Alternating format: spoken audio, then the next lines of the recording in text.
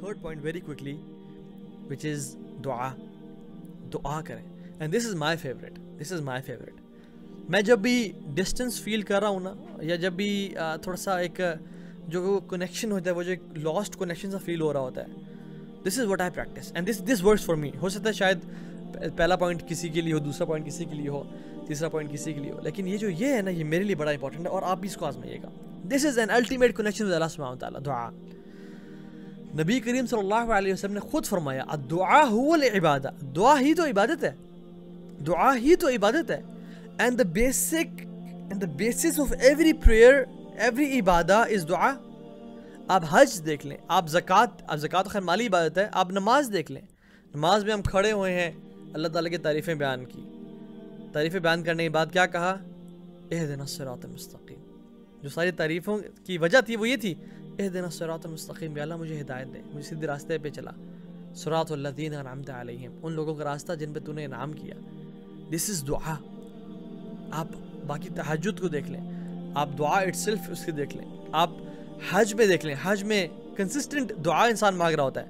And the best دعا آن the day of عرفہ از لا الہ الا اللہ وحدہ لا شریک لہ لہ الملک و لہ الحمد وہو علی کل شیء قدیر. دس از دعا, دس از دعا, and this is the best دعا جو کہ اللہ کے امین اور تمام انبیاء نے عرفہ کے دن مانگی.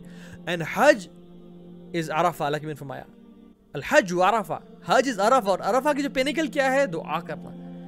تو دعا کو نا اپنی زندگی میں شامل کریں. یقین جانیں آپ کا لاسٹ کنیکشن اللہ تعالیٰ سے صرف آدھے گھنٹے کی دوری پہ ہے. آدھا گھنٹہ چھت پہ چلے جائیں, آدھا گھنٹہ اکیلے ہو جائیں, اپنی گاڑی میں بیٹھ جائیں, کہیں بھی چلے جائیں, مصلی پہ بیٹھ جائیں اور ہاتھ اٹھائیں اور اللہ تعالیٰ کی حمد و ثنا بیان کریں, جتنی آتی ہے کثرت سے بیان کریں. اپنے نبی کریم صلی اللہ علیہ وسلم پہ درود بھیجیں, اور پھر اپنی عاجزی اور انکساری کا اعلان کریں, یا اللہ میں کتنا گناہ گار ہوں, یا اللہ تیری مجھ پہ اتنی نعمتیں ہیں, رحمتیں ہیں, کرم ہے کہ میں گھن نہیں سکتا. میں ایکنالج کرتا ہوں یا اللہ, اور مجھے کرنا کیا چاہیے تھا کہ میں تیرا اچھا انسان بنوں, لیکن میں نے کیا کیا کہ میں گناہوں میں پڑ گیا, میں پھر سے میں نے ظلم کیا اپنے نفس پہ. فاغفر لی فإنہ لا یغفر الذنوب الا انت, تو مجھے معاف کر دے, بے شک تیرے علاوہ کوئی معاف کرنے والا ہی نہیں ہے. ابوء لک بنعمتک علی و ابوء بذنبی, بے شک میں اقرار کرتا ہوں تیری نعمتیں مجھ پہ ہیں, اور میں اقرار کرتا ہوں بہت میں گناہ گار ہوں.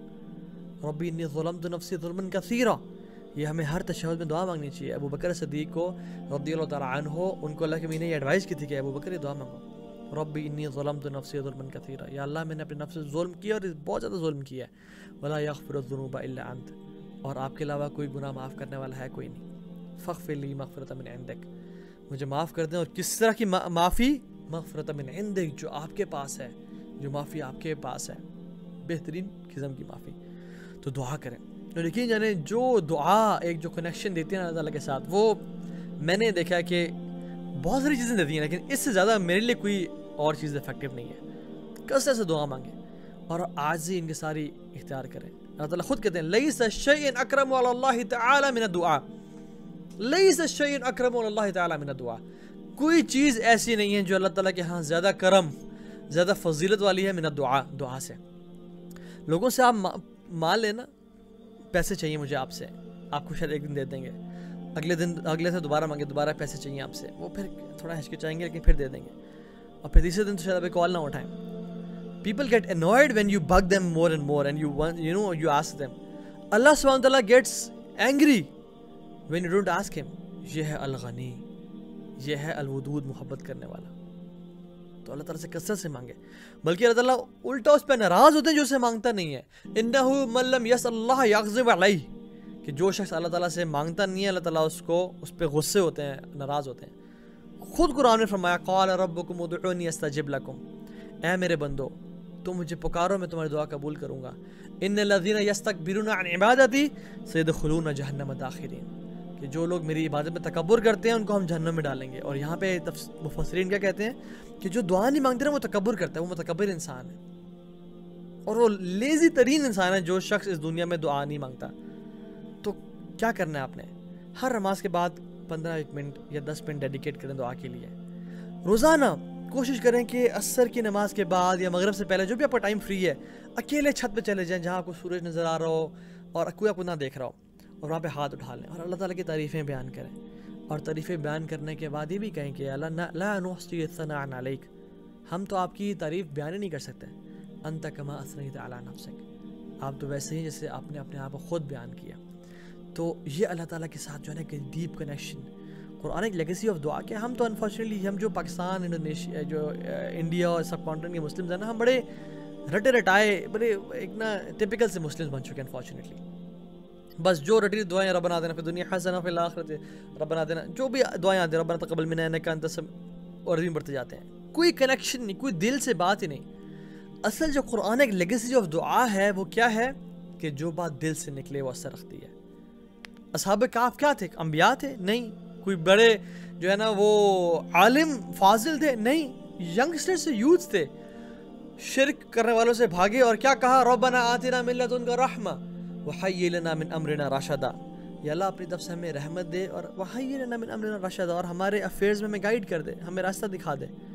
اللہ تعالیٰ نے ان کی اس دعا کو اتنا پسند کیا کہ قبول بھی کی، قرآن بنا کے نازل کر دیا کہ اللہ کے نبی بھی پڑھیں، تمام صحابہ کرام اور اس امت کے بڑے بڑے امام، مفسرین، علماء اس دعا کو پڑھتے ہیں، ان ینگسٹرز کی دعا۔ کیوں؟ کیونکہ دل سے نکلی تھی، دل سے نکلی تھی۔ اللہ تعالیٰ غافل دعا سے کبھی، غافل دل سے نا کبھی دعا قبول نہیں کرتے۔ تو جو بھی دعا مانگے میک شور قرآن کی مانگے، حدیث ثابت مانگے، بہت اچھی بات ہے، تو جوامع الکلم ہے، ان کی دعا مسنون دعائیں مانگیں اور اپنی بھی دعائیں مانگیں، لیکن تعلق دل سے ہونا چاہیے۔